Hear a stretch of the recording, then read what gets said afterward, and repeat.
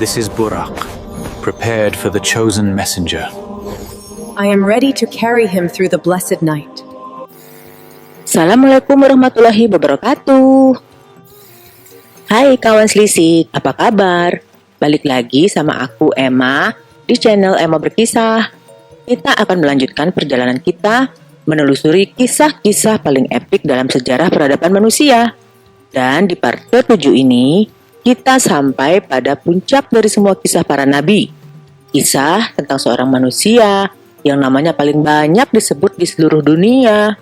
Seorang yang menjadi rahmat bagi seluruh alam. Yuk, kita akan membahas tentang Nabi Muhammad Shallallahu Alaihi Wasallam, sang penutup para nabi dan rasul. Penutup para nabi. Apa ya artinya? Kenapa setelah beliau gak ada lagi nabi yang diutus? Dan bagaimana perjalanan hidupnya hingga bisa mengemban tugas yang luar biasa berat ini? Tanpa banyak basa-basi, siapkan cemilan kalian. Kita selisik bareng-bareng yuk. Ayo masuk. Subhanallah, this baby shines with light. He's no ordinary child. Read. I cannot read. He is the seal of all prophets. After him, none shall be sent again. Oke kawan selisik, sebelum kita masuk ke kisah kelahiran beliau, kita harus lihat dulu kondisi dunia saat itu, khususnya di Jazirah Arab. Zaman itu sering disebut zaman jahiliyah atau zaman kebodohan. Tapi bodoh di sini bukan berarti mereka nggak bisa baca tulis atau nggak pintar berdagang ya. Mereka jago banget soal sastra dan perdagangan loh. Nah, kebodohan yang dimaksud adalah kebodohan moral dan spiritual. Mereka kehilangan arah. Rumah Allah, Ka'bah yang dibangun oleh Nabi Ibrahim dan Ismail malah dipenuhi ratusan berhala loh. Setiap suku punya berhala, andalannya masing-masing. Perjudian, mabuk-mabukan, perbudakan, dan mengumur bayi perempuan hidup-hidup itu dianggap hal yang sangat biasa. Epik banget kan kerusakannya? Dunia seakan-akan berada di titik terendahnya. Dalam kegelapan yang pekat, seolah-olah langit dan bumi ini lagi menunggu sesuatu. Nunggu datangnya cahaya yang akan menerangi semuanya. Dan dari tengah-tengah kegelapan inilah, secercah cahaya itu akan lahir. Look at them, bowing to stones that cannot speak. The Kaaba, once the house of the one God. Double or nothing! Come on, throw it again! Fools! All chasing luck, forgetting truth. A light. I saw a light emanate from me when I bore you.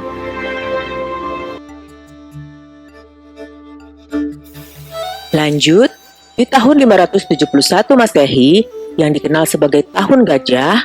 Kenapa? Karena di tahun ini ada seorang penguasa bernama Abraha yang datang dengan pasukan gajah super besar buat menghancurkan Ka'bah. Tapi rencananya gagal total.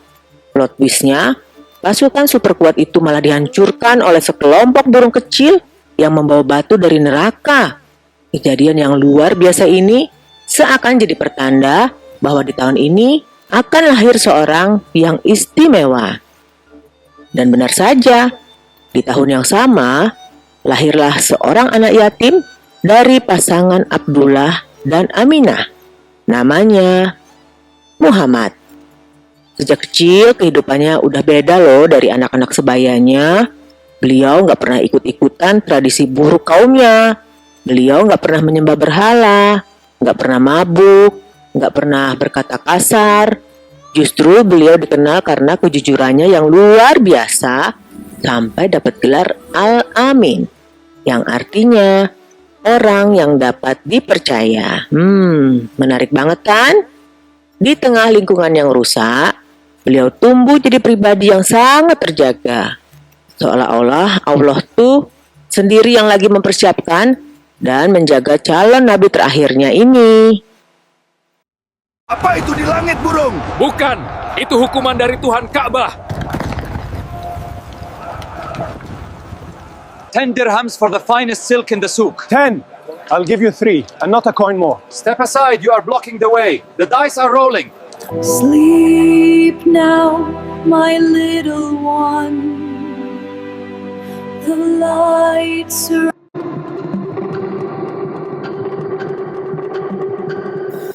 Memasuki usia 40 tahun, Nabi Muhammad makin sering loh menyendiri, berenung di sebuah gua bernama Gua Hira. Beliau gelisah melihat kondisi masyarakatnya. Beliau mencari kebenaran, sampai pada suatu malam di bulan Ramadan, datanglah sebuah plot twist terbesar dalam hidupnya. Malaikat Jibril datang dan memeluknya dengan sangat erat, lalu berkata, "Iqra, bacalah." Nabi Muhammad yang gak bisa baca menjawab, "Aku tidak bisa membaca." Hal ini terjadi 3 kali, sampai akhirnya Jibril melepaskan pelukannya dan membacakan wahyu pertama. Seperti dalam Quran Surat Al-Alaq ayat 1-5. Artinya, bacalah dengan menyebut nama Tuhanmu yang menciptakan. Dia telah menciptakan manusia dari segumpal darah. Bacalah, dan Tuhanmu lah yang maha mulia, yang mengajar manusia dengan pena.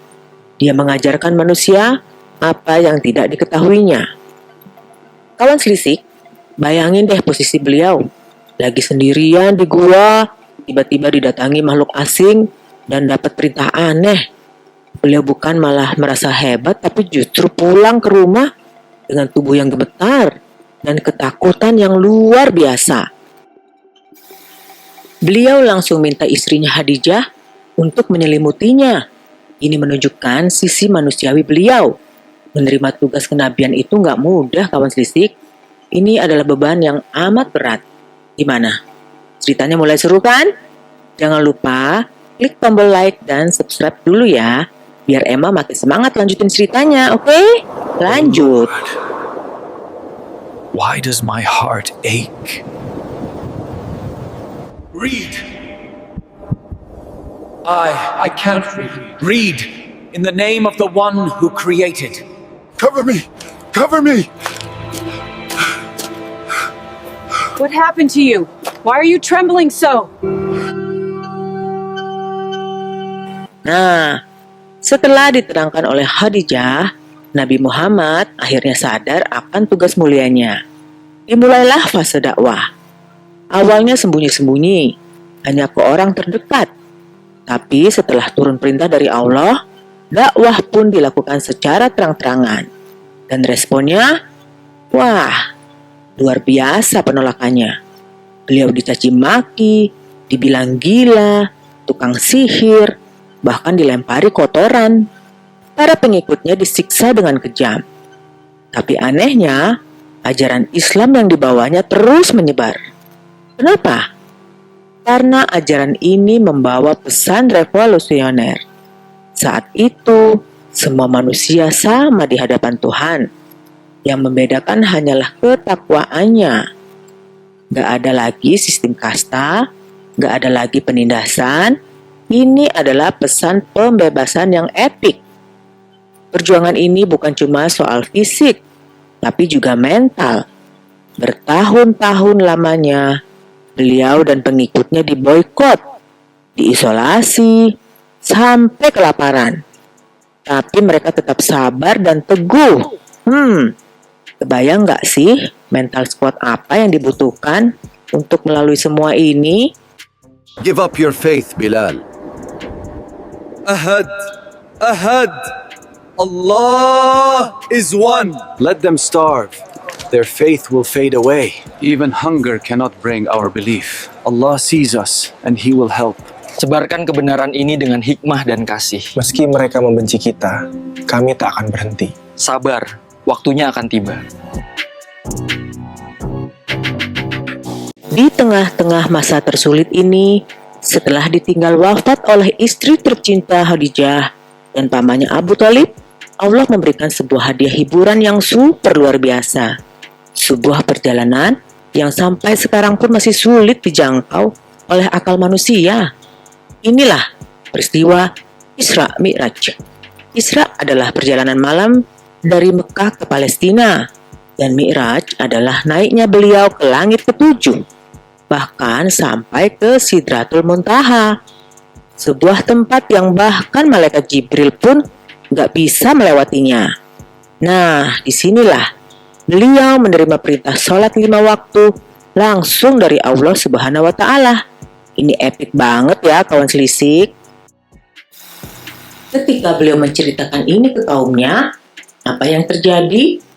Tentu saja makin banyak orang yang menganggapnya gila. Tapi bagi orang-orang yang beriman, peristiwa ini justru makin menguatkan keyakinan mereka. Ini adalah bukti nyata kebesaran Allah dan kemuliaan Rasul-Nya. This is Buraq, prepared for the chosen messenger. I am ready to carry him through the blessed night. Who comes with you, O Gabriel? It is the messenger of Allah. The gate is opened. Welcome, servant of the Most. Beloved of Allah, this is my limit. Beyond this point, none may go. Convey to your people. Di Mekah, tekanan makin menjadi-jadi, kawan selisik. Bahkan ada rencana pembunuhan terhadap Nabi.